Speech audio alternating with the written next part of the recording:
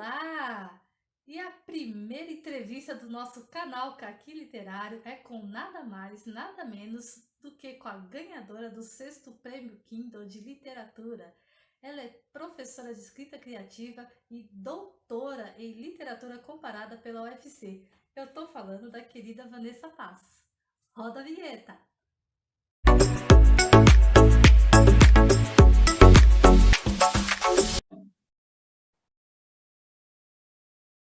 Olá a todos, bem-vindo ao Caqui Literário. Eu estou com a escritora Vanessa Passos, professora, doutoranda de leitura comparada, literatura comparada, e a minha querida professora de escrita criativa. Vanessa, eu estou um pouco nervosa, né, porque não é à toa, é muita emoção, é muita honra estar aqui com você. Então, eu vou deixar que você se apresente, fale um pouco da sua formação, um pouco da sua experiência e também o porquê você saiu do Ceará e foi para o Rio Grande do Sul.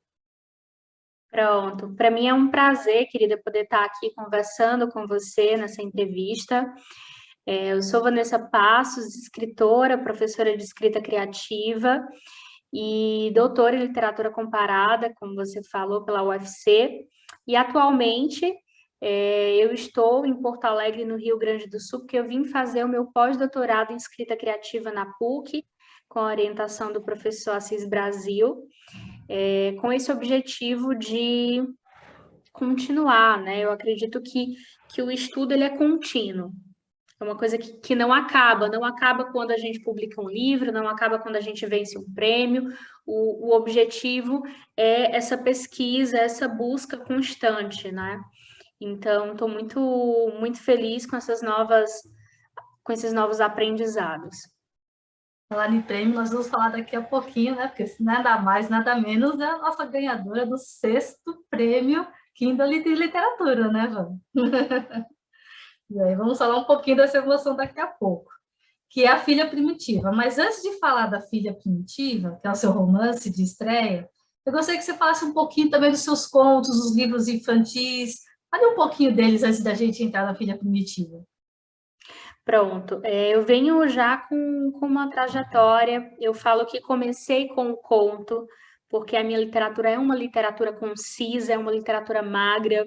Um lema que eu carrego é que menos é mais, né? Então, essa busca pela concisão, pela edição, pelo corte, que, que permanece no romance, né? Que permanece na minha narrativa longa, vem dos contos. Então, eu leio muitos contos, escrevi também bastantes contos, né, que foram vencedores de alguns prêmios, como o Prêmio Unifor, como o Prêmio Ideal Clube, e eu resolvi organizar num único livro contos. E aí eu trouxe alguns desses contos para compor essa coletânea, e aí trouxe outros contos inéditos, porque o fio condutor do meu livro, que se chama A Mulher Mais Amada do Mundo, são as personagens femininas. E aí eu tenho uma reunião de 13 contos que vão perpassar por temáticas diferentes, mas imergindo na investigação do feminino, né? Inclusive, um dos contos que está aí, que é O Meu Nome Era Alice, ele foi premiado no Prêmio Ideal e eu trouxe para a coletânea.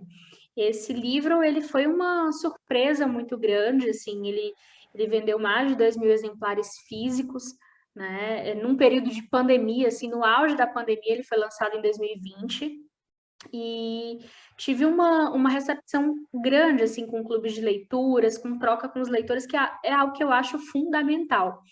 Mas eu também tenho o Fábrica de Histórias, que é o meu livro infanto-juvenil. Ele é um esquete teatral. E, assim, ainda não divulguei nas redes sociais, mas vai ser lançado uma nova edição desse livro por um clube de assinaturas, que também é selo editorial, numa nova edição, nova capa, com novas ilustrações. E também vai ser lançado um livro infantil meu inédito, falando, enfim, né? Não posso ainda dar muitos detalhes, ainda não divulguei, mas tenho esse olhar também para literatura infantil, infanto-juvenil, e tem o meu livro, que é o Manual de Estilo e Criação Literária, com a artesã Lígia Bojunga, que foi o resultado da minha dissertação de mestrado, e eu falo sobre esse processo de formação como leitor do escritor, né? Que é um processo de leitura e é um processo de escrita que está aí muito imbricado. Voltando só um pouquinho na Mulher a Mais Amada do Mundo, né, que também foi via financiamento coletivo, só para mostrar, fazer inveja, que eu tenho ele aqui autografado. É um livro com Tá ilustrações, lindo, com né? ilustrações, gente. Aquarelas. Maravilhoso esse livro aqui, eu amei, amei. Não tem um conto que eu falo assim, que eu mais gostei, que todos são maravilhosos. Ô, Vanessa, e como é que é o seu processo de escrita? Assim, você tem algum ritual? Você tem alguma preferência por um horário do dia para escrever ou não?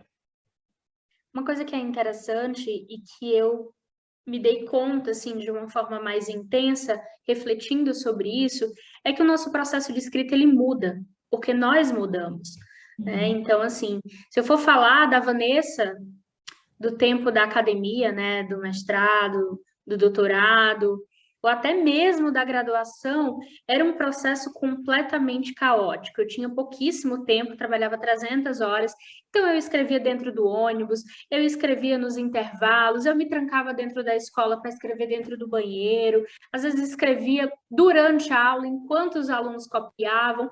Era muito caótico, era assim, era o tempo que dava.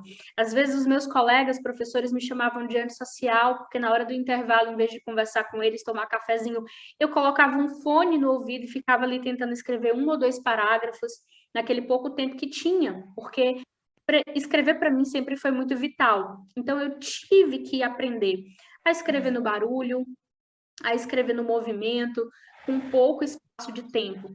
E aí as coisas foram mudando, né? Assim, hoje depois de pedir exoneração, assim, hoje eu trabalho home office, né? E tenho uma vida muito agitada ainda, mas eu consigo administrar isso dentro da minha própria casa. Eu não estou constantemente saindo, como eu fazia antes. Então mudou um pouco esse processo. Eu acabei nessa minha atividade, por exemplo, com a filha primitiva, como foi o processo? Acho que eu posso falar um pouco a partir de cada livro, né? Com Sim, a filha sim. primitiva, eu ficava muito ansiosa, observando a quantidade de caracteres, de palavras e de páginas, porque meu romance era curto, eu sabia que ia ser curto, porque minha literatura é assim. E aí aquilo me deixava preocupada, eu ficava com a possibilidade de abrir várias abas no computador, dizer, vou pesquisar, e aí esquecer e deixar a escrita para outro lado. Então eu decidi escrever tudo à mão. E foi assim, capítulo a capítulo. Eu escrevi toda a primeira versão à mão e depois eu digitei e entrei no processo infinito das 11 versões, né, de revisão. E, enfim, com a Primogênita, que é o meu segundo romance, acaba que as coisas, por isso que eu te falo, as coisas estão em constante movimento.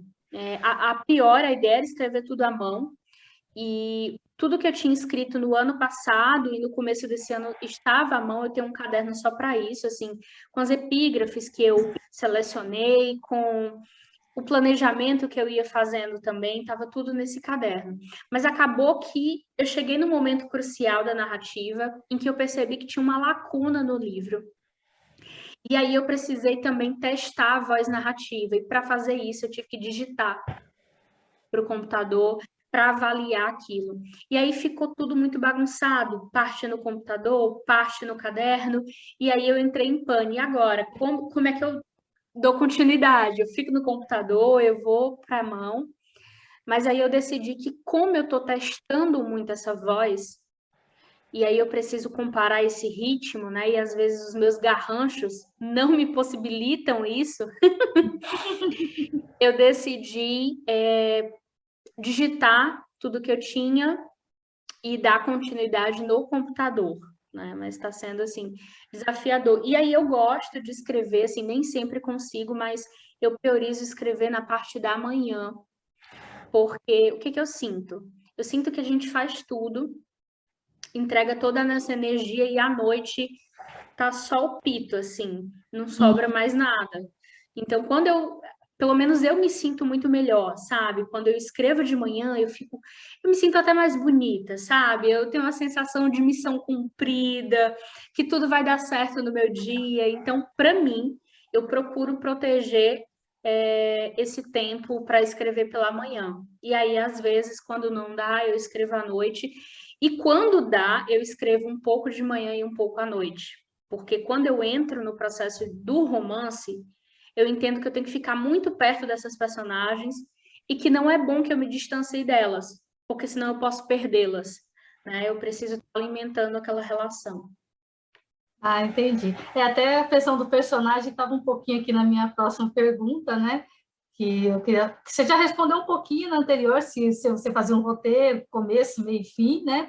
Mas também dos personagens, eu estava querendo saber se eles vão ganhando essa vida ao longo das histórias, você já tem aquilo tudo certinho, vai acontecer com ele, isso ou não. De repente, você está escrevendo, e aí, não, agora eu vou ter que mudar, esse destino dele não vai ser mais esse, assim, acontece essas coisas. Olha, eu acho que o planejamento ele é muito importante. O escritor ele planeja para ser livre, porque o planejamento me dá um norte, né? Me dá um norte sobre aquilo que eu imagino, sobre o personagem, sobre a história, mas a surpresa ao longo da escrita, ela não é tirada por conta do planejamento.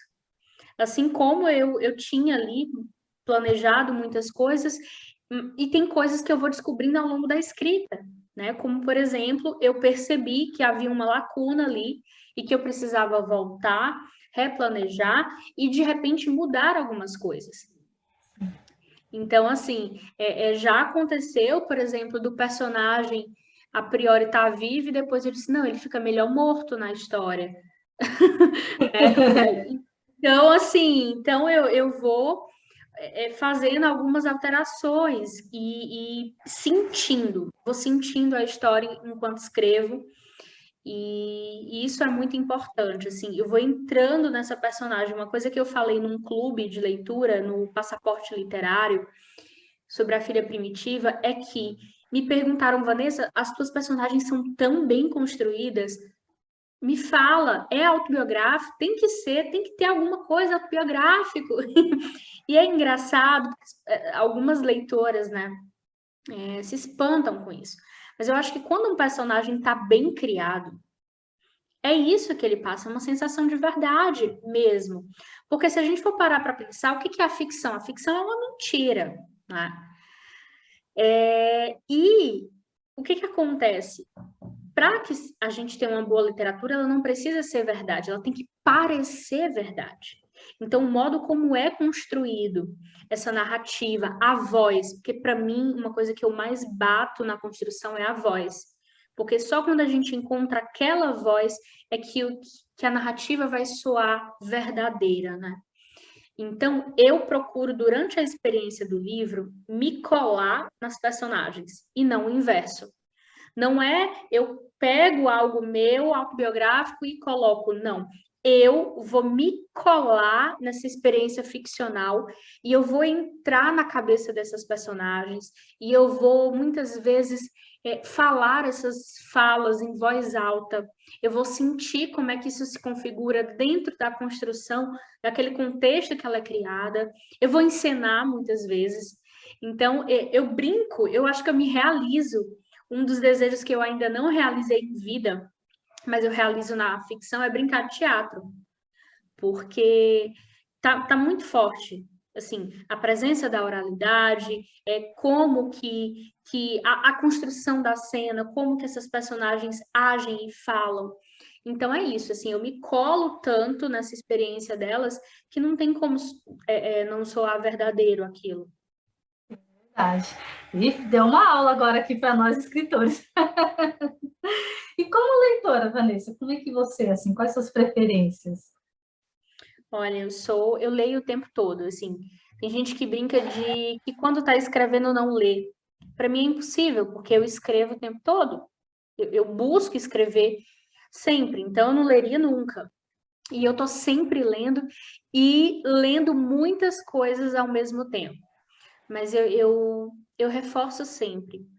Eu recentemente, assim, não recentemente, já faz um tempo mesmo, eu procuro ler muitas autoras e eu procuro ler muita literatura contemporânea. Então, eu tenho muitas referências, inclusive você já participou do Clube de Leitura Autoras Vivas, né? Ali eu trazia autoras que lia e que leio, releio e que admiro, né? Por exemplo, você tem uma Giovanna Madalosso, que é uma contista maravilhosa com o Teta Racional, que é uma romancista incrível com Tudo Pode Ser Roubado, Sweet Tóquio. A gente troca muitas figurinhas, né? Enquanto amigas, enquanto escritoras, sobre os nossos romances. Posso citar aqui também Natália Timmerman, Tatiana Salem Levi, com Vista Chinesa.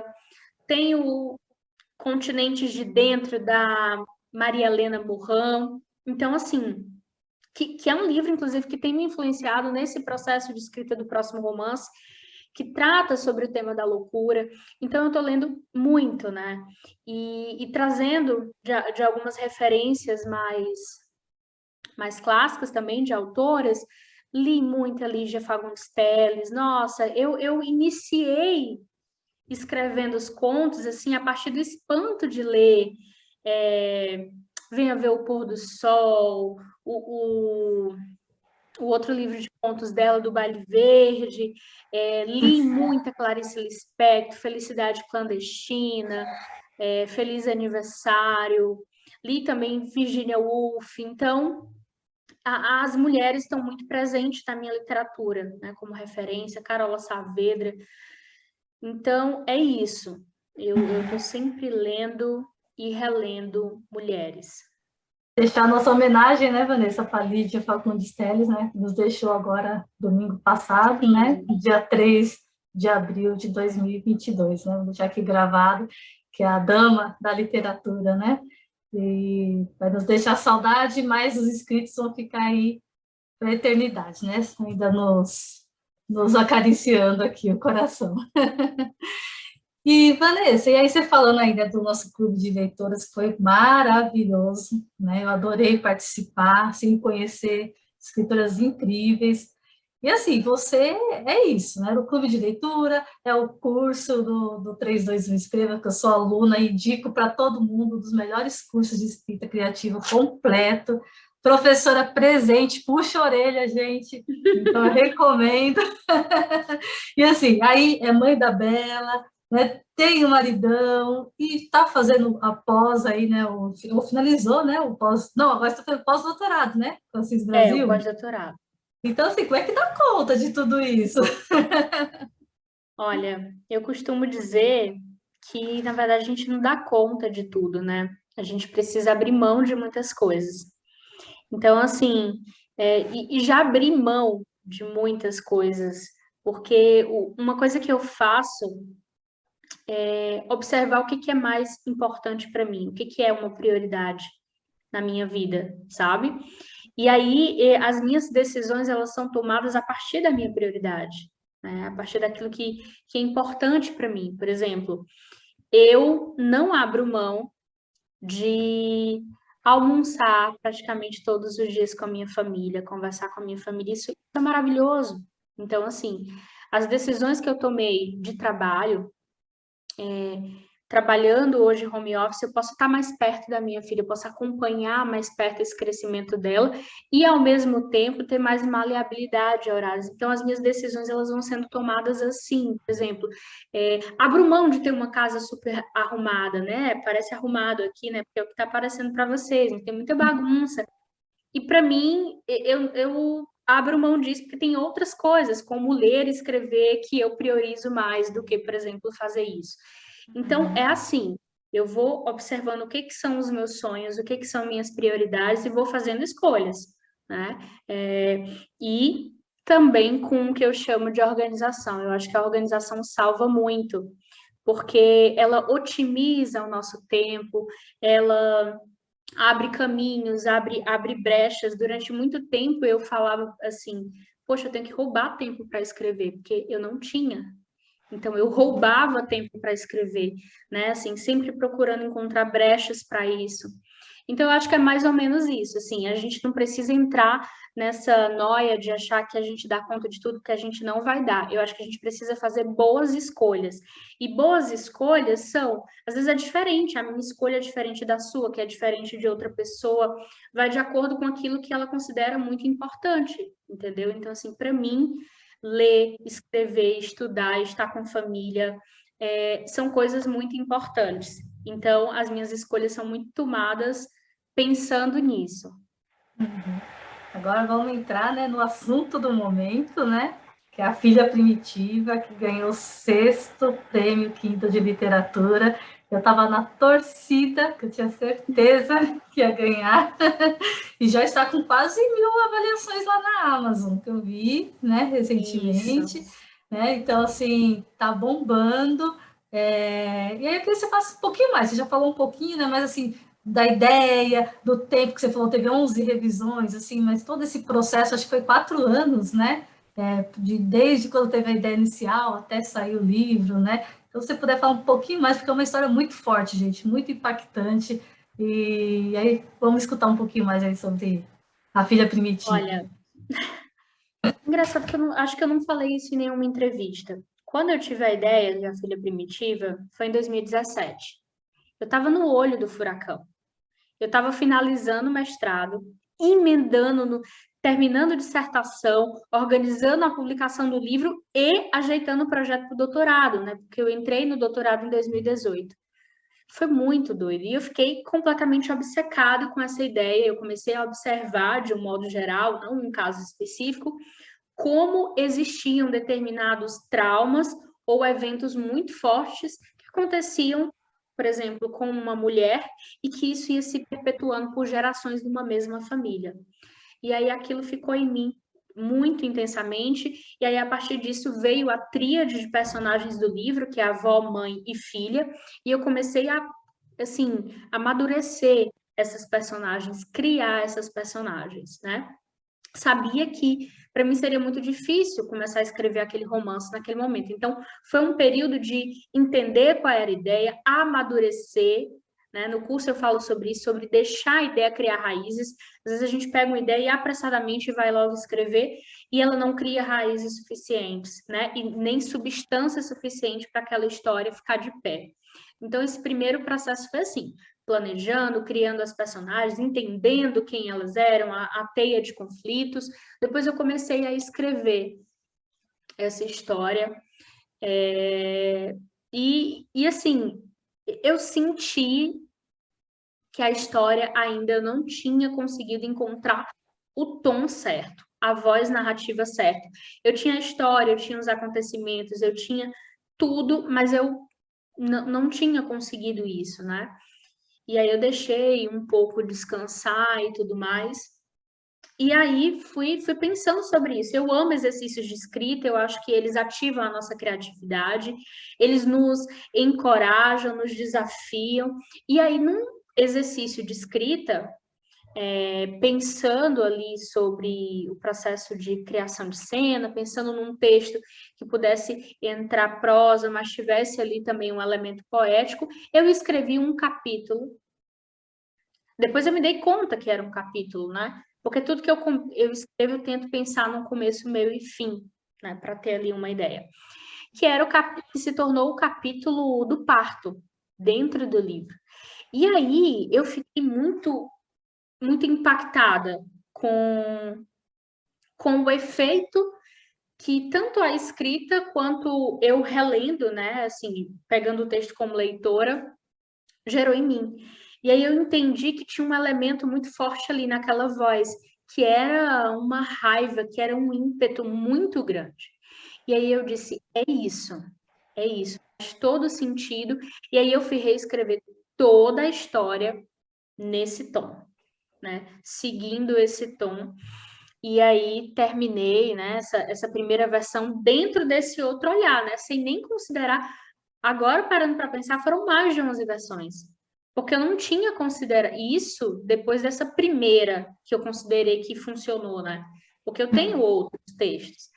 E aí começou. Eu disse, olha, eu quero um trabalho de edição muito grande. Então, cada nova revisão eu vou analisar um único aspecto. Então, em uma das revisões, eu olhava só para o diálogo, porque eu decidi que os diálogos não seriam demarcados com aspas nem travessão. Faria parte do fluxo narrativo dessas vozes tão fortes no livro. Então, eu ia observando só esse aspecto, assim, para poder olhar tudo. Porque às vezes a gente quer fazer tudo e não faz nada. Mais uma vez, é aquela questão da escolha, né? Das decisões. Então, eu entrei nesse processo muito intenso de revisão, de leituras críticas, né? Tive a honra de ter 4 leituras críticas do livro, de pessoas que eu admiro muito na literatura, que tem um olhar diferente, mas eu sabia que eu queria esse espectro, né? Esse parâmetro para poder o livro chegar no mundo. E o incrível, né, que são 3 personagens, né, 3 mulheres que não têm nome, mas nós conseguimos identificar cada uma, assim, com as suas características, com seus dramas, assim, é incrível, está muito bem construído, é realmente maravilhoso, né?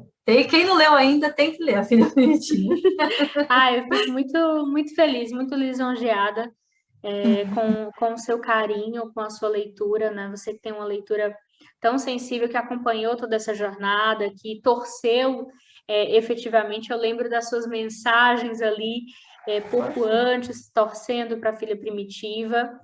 E essa questão de não colocar os nomes, né? Tem todo um processo de trazer para a forma algo que eu já trazia e discutia no conteúdo, sobre essa questão da invisibilidade dessas mulheres que não são nomeadas, que muitas vezes não têm suas vozes, e aí eu trouxe ali para essa construção algo que também já estava sendo discutido no conteúdo. Qual foi a sensação? Eu sei que não foi seu primeiro prêmio, né? Mas, assim, qual foi a sensação de receber esse prêmio? Como é que você recebeu essa notícia, assim? Nossa, mas assim, acho que tem uma diferença muito grande, porque os outros prêmios eram de textos, né? Foram de textos. O Prêmio Ideal Clube tinha o texto, tinha a publicação, tinha também uma premiação em dinheiro, mas era uma coisa muito menor do que o Prêmio Kindle, né? O Prêmio Kindle, ele é nacional. Primeiro, eu fiquei muito chocada quando soube que estava entre as 5 finalistas. Engraçado, porque eu não conseguia falar. Quando eu recebi o e-mail, eu fiquei assim, ó. Aí a gente estava naquela época de... A gente ainda está, né? Não podemos dizer que superamos a pandemia. Não, ainda estamos vivenciando, estamos nesse processo. Mas a gente estava dentro daquela coisa assim de... Ainda da obrigatoriedade completa das máscaras, né? Que agora, pouco a pouco, eles estão abrindo e tal. E aí foi muito engraçado, porque eu não conseguia falar. Eu ficava com esse olho, meu olho é pequeno, né? Ficava regalado, assim... Paulo Henrique achou que alguém tinha morrido. Porque geralmente eu fico assim quando alguém morre, aí depois logo em seguida eu começo a chorar. E aí foi quando eu soube que tinha ficado entre as 5 finalistas. E logo em seguida descobri que mais de 2.400 obras estavam concorrendo ao prêmio, né? Então, isso para mim foi muito significativo, né? Foi um período muito intenso. Então, eu fiquei muito feliz, mas ao mesmo tempo buscando uma tranquilidade, uma leveza, porque eu disse, poxa, já está entre as 5 finalistas, já é uma coisa muito grande. O livro fez uma trajetória muito bonita, porque mesmo antes de ser vencedor, ele já tinha 530 avaliações na Amazon. Hoje a gente está quase chegando, né, às 1.000, pouco depois de um mês. E enfim, eu estava muito feliz. Eu sabia que o livro já tinha ganhado uma existência, eu já tinha plano B, plano C, se ele não fosse vencedor, já estava pensando em várias coisas, porque eu estava curtindo essa experiência o máximo possível. E aí, eu aguentei segurar a minha ansiedade até a bendita caixa chegar na minha casa. Depois que essa caixa chegou, não consegui mais. Foi assim uma semana. E eu nervosa, e eu gelada, e eu não sabia como é que ia ser, e o coração acelerava. né? Para quem não sabe, o Prêmio Kindle, ele envia para os 5 finalistas uma caixa com o troféu, e a gente não sabe se é troféu de finalista ou troféu de vencedor. Essa caixa vem lacrada com um cabo de aço e mais um Cadeado. cadeado com código, que eu disse, eu tenho certeza que eu não vou conseguir abrir isso aqui, que era aberto ao vivo, né? Na solenidade ao vivo e tudo mais. Então, para mim, foi uma emoção completa. Quando eu abri e peguei, assim, o troféu, eu fiquei numa emoção muito grande, assim. Não sabia se ria, se chorava, se desmaiava, estava gelada, assim, dos pés à cabeça. Eu digo que vivi um reality sem saber, uma experiência de reality sem saber. Mas foi muito bacana, né? Logo em seguida, depois do prêmio, a gente teve uma coletiva de imprensa com vários jornalistas, né, do Brasil todo, do Globo, Pernambuco, do próprio Diário, do Povo, enfim, do Estadão, e foi muito bacana poder ver o livro chegando, né, em outros espaços, ganhando, assim, outras proporções. Maravilhoso. Por isso que eu me sinto privilegiada, porque você está nessa onda aí, né? Foi em fevereiro agora, né, que saiu o Foi, né? resultado, Recente. né? Então Foi eu te, dia 15, já foi meados de fevereiro, né? aí eu te fiz essa proposta, aí eu falei, Vanessa, mas quando você tiver tempo, porque eu sei que você deve estar na loucura, né? E já Tá uma me loucura, mas assim, aquela loucura boa, inclusive. Eu estava falando isso com o meu esposo, que também é escritor, né? A gente é um casal de escritor. Eu estava dizendo para ele que eu amo tudo isso, assim, essa coisa da entrevista, da troca, do podcast, do clube de leitura, mas eu tenho sempre muito cuidado, Margarete, de proteger o meu tempo de escrita. Que isso não tome completamente todo o tempo da Vanessa, que eu consiga ainda ter aquele tempo para continuar escrevendo, porque isso só faz sentido quando tem a outra parte. É como se fosse assim, duas faces da mesma moeda, elas se complementam, só que uma não pode faltar. Então eu tenho esse cuidado muito grande. Ah, legal. E aí, assim, voltando aí nessa questão, todos os livros, né, da Filha Primitiva, né, da Mulher Mais Amada do Mundo, né, todos eles têm essa força da mulher, né, então, assim, eu percebo que, acho que é o seu fio condutor, né, assim, a feminidade, né, a força da mulher, ou não, assim, você tem uma outra Olha, coisa? o que que acontece? Assim, eu não posso dizer que o fio condutor de todos, mas que na minha literatura eu tenho um olhar para a investigação do feminino, de forma muito consciente, assim. Eu acho que o feminino é um universo, tem muita coisa para ser explorada, e inclusive dentro da própria literatura. Quando eu lancei o A Mulher Mais Amada do Mundo, eu tinha recorrido a uma pesquisa muito importante da Regina Del Castanhe, falando, né, uma pesquisa que foi feita pela UNB, mostrando em números que ainda grandes escritoras, grandes editoras publicavam mais homens que mulheres, e que dessas publicações, ou seja, desses livros, tinham mais personagens masculinos do que personagens femininas, assim, como cerne, como centro. Mas, assim, não só por isso, né? Eu acho que precisa ter uma diversidade maior, sim, mas porque para mim me atrai essa investigação, né? Como uma obsessão. E aí eu vou passando por várias questões, né? Por exemplo, na Filha Primitiva a gente temos a maternidade ali como uma questão central, mas a gente tem a violência, né? A violência obstétrica, o racismo, outras questões que vão tomando corpo nesse livro. No novo romance, a minha investigação é sobre a loucura, né? Sobre qual é o fio, a linha tênue entre loucura e sanidade, né? Então, tem a questão sobre crises psicológicas, então eu vou olhar muito para essas questões também, mas partindo da investigação do feminino. Nós mulheres, nós somos assim, né, múltiplas mesmo, né? Então, dá para ter história aí, dá para outra encarnação, né? Bom, Vanessa, a gente está quase chegando no finalzinho, né? Aí, antes de finalizar, eu queria te pedir dois conselhos ou dicas, né? Para a turma aqui que está nos acompanhando aqui, o Caqui Literário. Também é um canal novo, né? Estou começando agora a trazer essas literaturas aí para a gente, né? Eu quero... Esse era um canal que era só meu, né? Mas eu falei assim, Sim. não, tem que trazer espaço do Brasil todo para cá, né? E, então, aí eu queria também trazer, então, assim, pedindo para você, né, dois conselhos ou dicas. Um para quem não tem o hábito da leitura, porque a gente ainda se depara bastante com isso. Ah, eu não, né, eu não consigo, eu acho tão bonito. Às vezes eu escuto, eu acho tão bonito quem tem o gosto de ler, né? Então, um para quem não tem esse hábito da leitura e também para quem e um para quem quer ser um escritor, né? Como é que a gente faria? Olha, com relação à leitura, eu acho que uma coisa que é muito interessante é porque durante toda a vida a gente viu a leitura como obrigação, a maioria das vezes. Então, ainda que a pessoa tenha aquele desejo, mas é como se ela visse muito como uma obrigação. Então, partir da escolha de algo que te atrai, pode ser a capa, pode ser o título, pode ser uma sinopse, pode ser o tema, pode ser o que for, mas eu acho que entrar numa livraria ou fazer uma pesquisa pela internet, dar uma olhada em alguma coisa que te gera curiosidade, de repente aquilo te despertou uma vontade. Eu faço muito isso, né? Por exemplo, eu tô louca para ler o novo romance da Nara Vidal, o Eva, né? Esperando chegar aqui para mim.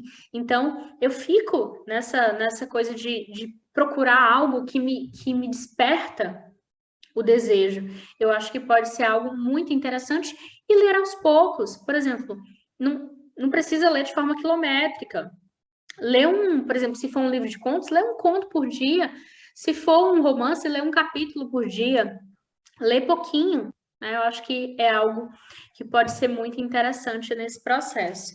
E no caso, da dica para quem está aí começando a escrever, tem algo que eu acho que é fundamental, que é olhar primeiro para dentro e depois para fora. Existe um universo muito grande, né? E a pessoa às vezes começa a pensar, nossa, como eu vou publicar, onde eu vou publicar, e o mercado literário, isso, aquilo, e aí vem uma avalanche, a pessoa acaba tirando do foco que é escrever, e ela está olhando para fora, não está olhando para dentro. Então, olha para dentro, se investiga, né? Se lança nessa coisa do prazer de escrever, de quais são os temas que você tem vontade de escrever, o que que te interessa. Então, eu acho que tudo isso pode conectar você muito mais com a vontade, com a paixão, com o desejo de escrever. Como o Rio que fala lá em Cartas a um Jovem Poeta, né? Eu repito isso para mim todos os dias. Eu morreria se deixasse de escrever. E para mim é o que é mais importante. O que vem depois é uma consequência de uma decisão minha, de uma escolha minha, que é fundamental. Então, olhar e ter consciência disso desde cedo vai te ajudar a ter muito menos ansiedade, a se entregar muito mais no processo de escrita, eu tenho certeza. E assim, né, Vanessa, eu não ouvi muita opinião assim dos outros, né? Porque pelo menos eu aqui no começo escutei bastante, mas escritor não ganha dinheiro, né? Mais escritor isso, mais escritor aquilo. Aí às vezes você dá aquela desanimada, né? Mas aí a vontade de escrever é maior. Então, assim, aí eu, exatamente isso que você falou. Aí eu deixo de lado isso daí, porque, assim, eu já pensei, acho que todo escritor, né, passa por uma vontade de desistir no momento, assim, e abandonar tudo, né? E uma vez eu pensei, não, eu vou destruir rede social, vou doar os livros que sobraram e acabou, né? Só que aí você olha para um lado, vê uma oportunidade de uma história. Você escreveu uma coisa, você vê uma oportunidade de história. Não dá, a nossa cabeça não consegue parar, né? Acho que todos são assim. Então, eu falo assim, eu não vou abandonar nunca. Enquanto eu conseguir escrever, né? Não importa se vai vir retorno financeiro ou se vai vir fama ou não. Se a gente quer só colocar, né, as nossas palavras, acho que no mundo mesmo, né? Eu reli um trecho de Ciranda de Pedra, da Lígia Fagundes Telles, falando sobre como é importante fazer as coisas, né, sem pensar nesse retorno imediato, né? E aí tem uma frase que ela fala que é importante cultivar os pombos sem pensar em comê-los, cultivar as flores sem pensar em colhê-las, escrever sem pensar em publicar, fazer coisas assim, sem pensar nesse retorno, né? E eu acho que isso é interessante, sim, para essa conexão com o desejo intenso. Show de bola. Finalizamos com esse texto aí maravilhoso aí da Lídia. Vanessa, olha, novamente, muito obrigada pela participação, né? Assim, foi um prazer enorme estar aqui com você. Assim, você sabe que eu não sou só uma aluna, eu sou sua fã, desde que eu te conheci lá no Pintura das Palavras, né? Assim, devoro tudo com essas dicas, né? Então, assim, maravilhoso. Eu não tenho o que falar, né? E aí eu queria que, assim, eu vou deixar aqui embaixo do vídeo, né, os seus contatos, tudo direitinho, mas se você quiser também falar, quiser deixar Sim. mais algum recadinho, fica à vontade aí para a gente finalizar. Primeiro, eu te agradeço, assim, pelo carinho, pela troca, pela confiança no meu trabalho. É, é uma honra mesmo, e para mim, por isso que eu falei, né? Quando você me lançou o convite, eu disse: olha, é uma iniciativa incrível, eu quero sim contribuir, quero poder estar aqui com você, para mim é um prazer enorme. E quero convidar, né, quem está acompanhando aqui a gente a ler A Filha Primitiva. O livro está disponível na Amazon, e para quem tem o Kindle Unlimited, assina, pode baixar gratuitamente. Leia o livro, me fale o que você achou. Eu amo trocar com os leitores, deixe a sua avaliação, que é muito importante também, né, para todo e qualquer escritor. E me acompanha também nas redes sociais, eu tenho o @Pintura das Palavras, onde eu falo sobre escrita, publicação, divulgação de livros.